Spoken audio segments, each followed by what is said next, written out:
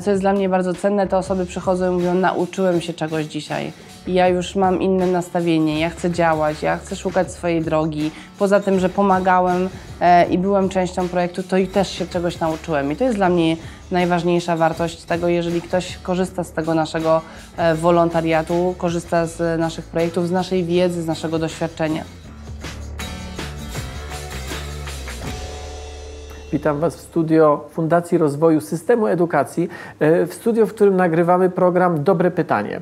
Dzisiejsze Dobre Pytanie naprawdę będzie bardzo dobre. Jak pomagać? Jak pomagać nie tylko laikiem, jak zostać wolontariuszem? O tym porozmawiam z Otylią Jędrzejczak, osobą, której nie trzeba przedstawiać, ale dla formalności przedstawię. Mistrzyni olimpijska, założycielka fundacji oraz ambasadorka Europejskiego Korpusu Solidarności. Witam Cię. Witam serdecznie. Myślę, że sportowca na pewno nie trzeba do tego przekonywać, że między startem a metą nie zawsze jest linia prosta. Czasami ta droga jest mocno pokręcona. Na przykład dwie osoby ze Śląska nigdy się na Śląsku nie spotkały, tak jak my, a za to spotkaliśmy się w Warszawie. Ja nawet mam przekonanie, że im bardziej kręta, tym lepszy sukces, bo po prostej drodze przechodzi się łatwo, a na tej krętej jesteś w stanie się czegoś nauczyć, doświadczyć, zobaczyć, poznać i poznać siebie przede wszystkim i pokonać przeszkody, które potem powodują, że sukces końcowy jest sukcesem.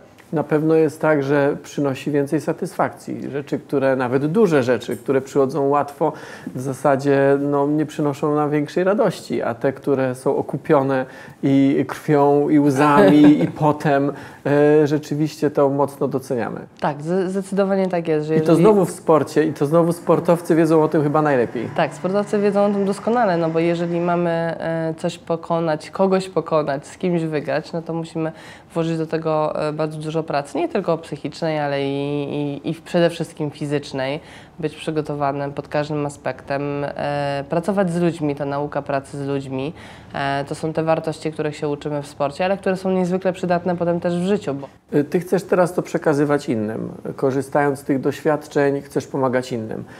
Masz fundację i takim hasłem tej fundacji jest zostań mistrzem, no i właśnie oczekiwałbym od kogoś, kto jest wielokrotną mistrzynią świata w pływaniu, zostań mistrzem świata, zostań mistrzem Europy, zostań mistrzem w pływaniu, a ty mówisz zostań mistrzem życia. Dlatego przede wszystkim, że sport to jest część życia, to nie jest jakby całe życie. Oczywiście możemy uprawiać sport amatorsko przez całe życie, ale to jest część naszego życia. A ja w swojej, nie tylko fundacji, ale w swoim działaniu chcę pokazywać, jak być właśnie mistrzem życia, czyli wszystkie aspekty związane z byciem nie tylko sportowcem, ale też po prostu człowiekiem, szacunkiem dla drugiego człowieka, podejmowaniem wyzwań. To jest dla mnie niezwykle istotne, żeby dzieci nie tylko patrzyły na życie poprzez pryzmat sportu, ale patrzyły, nie tylko dzieci, ale i dorośli, ale poprzez pryzmat mistrzostwa życiowego. Mam takie doświadczenie, że chyba nie spotkałem nikogo, kto w deklaracjach by powiedział, nie, ja nie chcę pomagać. Ale to jest skomplikowane, ja nie bardzo wiem, gdzie się zwrócić, mam niby jakieś pomysły, ale co, sam to mam robić? Stowarzyszenie czy fundacja, to jest masę różnej papierkowej pracy. Jakie by były Twoje rady, jak zostać wolontariuszem? Przede wszystkim, jak chcesz zostać wolontariuszem, to musisz znaleźć swoje zainteresowania. Czy to jest ekologia, czy to jest edukacja, czy to jest środowisko, czy to są w ogóle jeszcze inne miejsca, w których byś się znalazł. Możesz zapisać się do Europejskiego Korpusu Solidarności. Możesz zastanowić się, czy chcesz to robić w Polsce, czy chcesz to robić za granicą. To są takie trzy bardzo ważne rzeczy, nad którymi warto usiąść, wziąć kartkę i podjąć decyzję, bo jakby tutaj to kluczowym elementem jest decyzja. Możesz także wpłacić 1% podatku na organizację pożytku publicznego. Możesz z własnego budżetu wyznaczyć rokrocznie fundusze, które przekazujesz na pomoc innym. Możesz założyć stowarzyszenie lub fundację, ale czasami właśnie przez to, co wspomniałeś, papierkowe rzeczy, bardzo się tego boimy. Tak, bardzo tego się boimy, więc możesz zacząć od nieformalnej małej grupy, z którą coś tworzysz, a potem przekształcić to w coś dużego.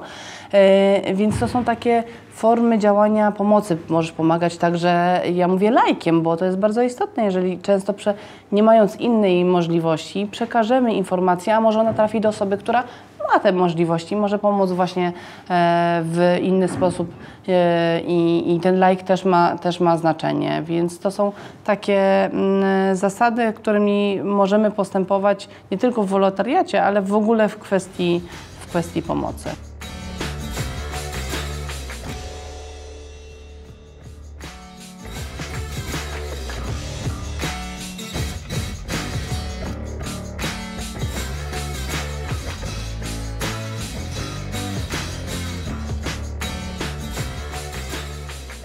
Czym się różni mistrzostwo w życiu od mistrzostwa w pływaniu? Przede wszystkim ja uważam, że musimy dzieci nauczyć tego, że w pewnym sensie muszą konkurować, no bo może nie konkurować, tylko odnaleźć siebie, bo ja też nie lubię konkurencji życiowej, bo w życiu powinniśmy starać się podążać swoją drogą i realizować swoje założone cele, nie patrzeć na to, co robi ktoś inny.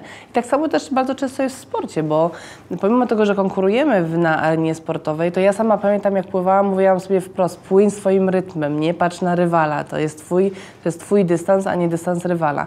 I to samo dzisiaj przekazuję dzieciom w naszych projektach, że stwórzcie sobie swój plan na życie, pomyślcie, kim chcielibyście być, gdzie chcielibyście być, co chcielibyście zobaczyć, co doświadczyć, że nie tylko przez pryzmat tego, co oczekuje od Was rodzic, babcia, dziadek, tylko właśnie przez pryzmat tego, co Wy chcielibyście zobaczyć. Oczywiście mnie rodzice nakierunkowywali w pewnym momencie i po to też jest rodzic, żeby nakierunkować dziecko, dać mu różne możliwości, szanse. I tak na przykład jak teraz też mamy szansę przy Europejskim Korpusie Solidarności. Masz szansę skorzystać z wolontariatu, masz szansę pojechać, masz szansę zobaczyć, doświadczyć i to samo jest w moich projektach. To samo powtarzam, spróbuj, doświadcz, zobacz i wtedy realizuj to dalej. I to też było moje pole działania, bo bardzo często osoby mnie pytają, dlaczego założyłam fundację, dlaczego realizuję projekty ogólnopolskie dla dzieci, młodzieży i dorosłych, żeby pokazywać drogę, żeby nakierunkowywać, ale nie prowadzić do końca, bo to musi być nasza decyzja, a nie moja. Ja bardzo często podkreślam, że nie byłabym mistrzynią olimpijską, gdyby nie moi rodzice, moi trenerzy, ale nie byłabym nią, gdybym nie chciała nią być i nie robiła wszystkiego, żeby być najlepszą na świecie, czyli więcej niż robili inni. Jak Ty w praktyce to realizujesz? Bo te słowa, no to co przed chwilą mówiłaś, to wszystko super brzmi. Ale jak w praktyce to robisz w Twojej fundacji? Prowadzimy 4 projekty ogólnopolskie.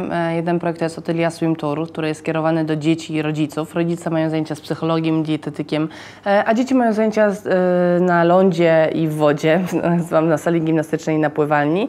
Jednocześnie też mają właśnie warsztaty motywacyjne, psychologiczne, które prowadzę ja. Drugim projektem są Otylia Swim Cupy. To są zawody, gdzie uczymy rywalizacji sportowej poprzez zasady fair play. Projekt Mistrzynie w szkołach, który kocham, to jest projekt skierowany do dziewczyn w grupie liceum i to jest innowacyjna lekcja WF-u, do której zapraszam inne mistrzynie, także świata, Europy, Polski. To jest projekt, który ma pokazać młodym dziewczynom, że nieważne skąd pochodzisz, nieważne jakie masz zaplecze za sobą i finansowe, i życiowe, możesz osiągnąć swój cel, jeżeli będziesz chcieć i będziesz do niego konsekwentnie dążyć. Nasz 4. projekt, z którym raczkujemy, to jest bezpieczeństwo nad wodą, zero jest OK, więc tutaj stawiamy na to, żeby kiedyś w przyszłości, to jest mój cel, zero jest OK, zero utonieć każdego dnia.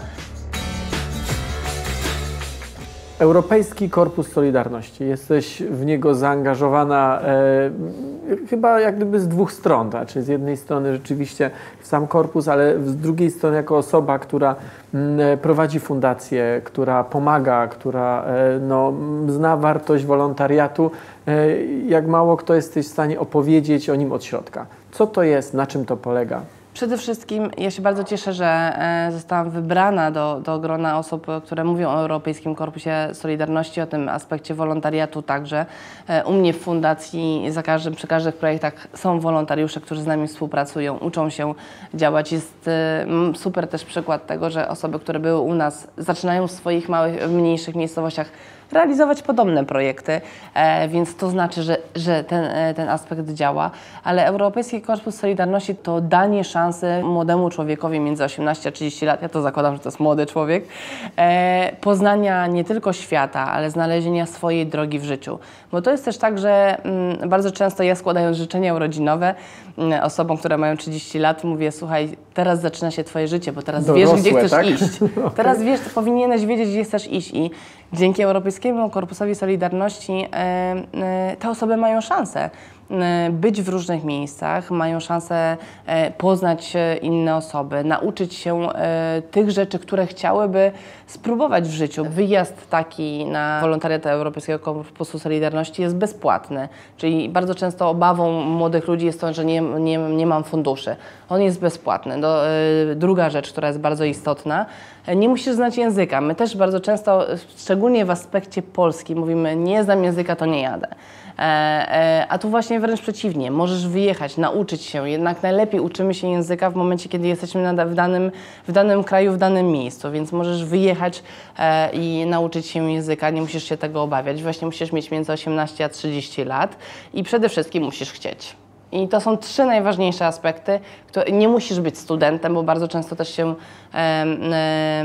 osobom wydaje, że one muszą mieć skończone studia. Nie musisz być studentem, więc droga otwarta. Wystarczy tylko wejść na stronę Europejskiego Korpusu Solidarności i spróbować.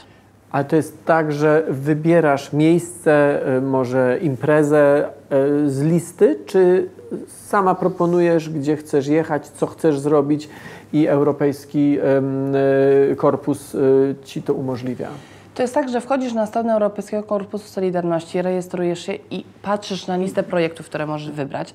I najważniejsze w tym wszystkim jest to, że jedziesz pomagać, bo poprzez pomaganie uczysz się nowych rzeczy. I jeżeli wybierasz na przykład, jeżeli ja mówię na moim przykładzie, organizatora Mistrzostw Świata w pływaniu, to jedziesz tam właśnie jako wolontariusz Mistrzostw Świata w pływaniu, czyli uczysz się organizacji takich mistrzostw, uczysz się jak właśnie funkcjonować na takiej imprezie.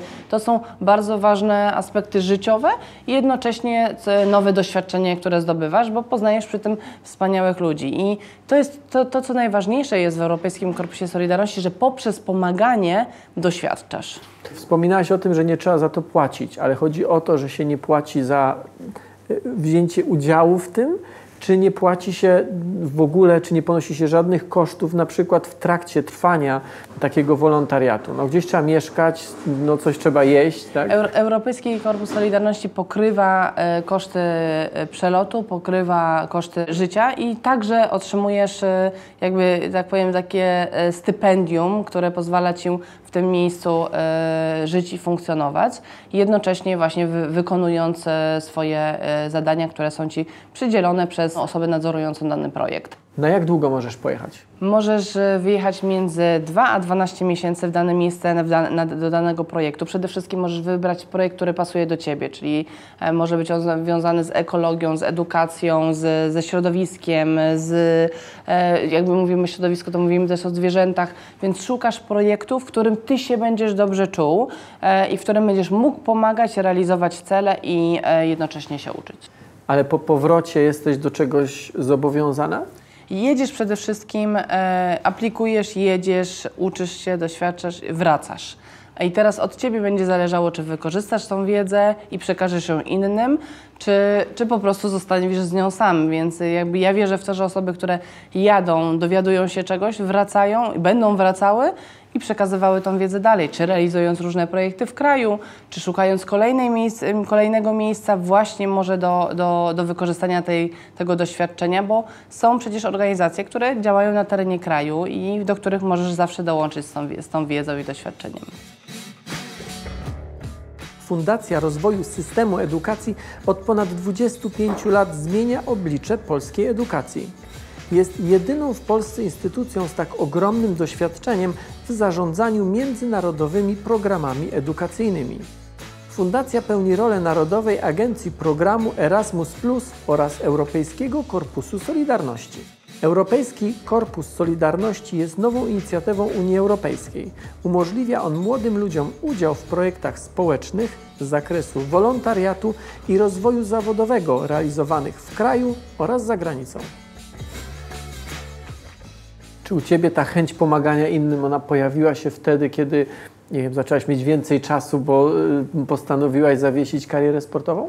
Nie, to jakby ta chęć pomagania była, moja mama mówi, że była we mnie zawsze, bo od samego początku, jak byłam małym dzieckiem, zawsze pomagałam innym młodszym dzieciom. Pisałam moim kolegom i koleżankom specjalne kartki przed startem: jesteś mocny, jesteś silny, osiągniesz swoje cele, przeczytaj to przed startem. Ale no, także ten aspekt medalu olimpijskiego, mojego złotego, bo w momencie, kiedy czytałam książkę Oskar i pani Róża na 7 miesięcy przed Igrzyskami Olimpijskimi, zdałam sobie z tego sprawę, że mój medal olimpijski jest czymś dla mnie bardzo ważnym, najważniejszym. Natomiast jest, może źle to zabrzmi, jest rzeczą, która u mnie będzie wisiała na ścianie, a może tak naprawdę pomagać. I dlatego też zdecydowałam się, że jeżeli wrócę do Aten i zdobędę złoty medal Igrzysk Olimpijskich, to zlicytuję go na dzieci chore na białaczkę. Nikt o tym nie wiedział poza moją panią psycholog.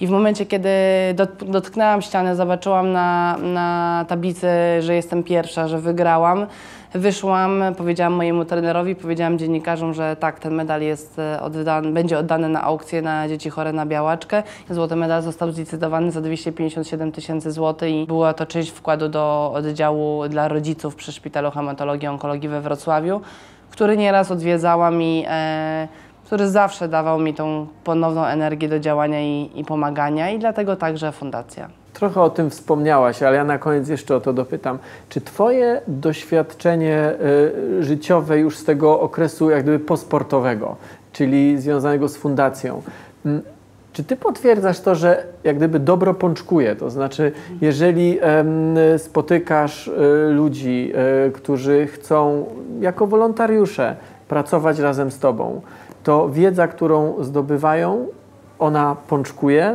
i ona jest przekazywana dalej. Wspominałaś o tym, że zdarzać się, że te osoby w swoich miejscowościach zaczynają prowadzić swoje projekty. Tak, zdarza mi się, że osoby zaczynają realizować projekty u siebie w miejscowościach lub próbują robić coś także ogólnopolsko, albo po prostu wracają, mówią: zróbmy coś razem, żeby właśnie zrobić coś u mnie w miejscowości. I to jest bardzo dla mnie wartościowe. Przede wszystkim, co jest dla mnie bardzo cenne, te osoby przychodzą i mówią: nauczyłem się czegoś dzisiaj.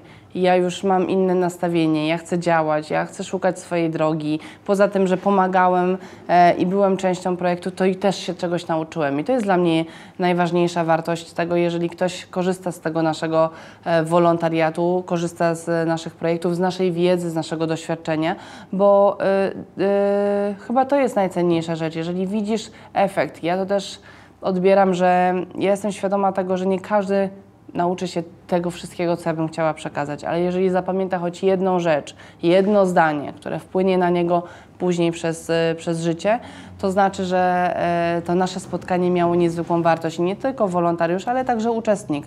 Że jeżeli, czy nawet dorosły, jeżeli on z tego naszego spotkania wyniesie jedno zdanie, które ma wpływ na jego życie, to będzie bardzo wartościowe. Sama wiem to z własnego doświadczenia. Kiedyś, jak byłam młodą zawodniczką, jeden z trenerów powiedział do mnie: mam klucz do Twojego sukcesu. Dopóki ja go mam, będziesz sukces osiągać.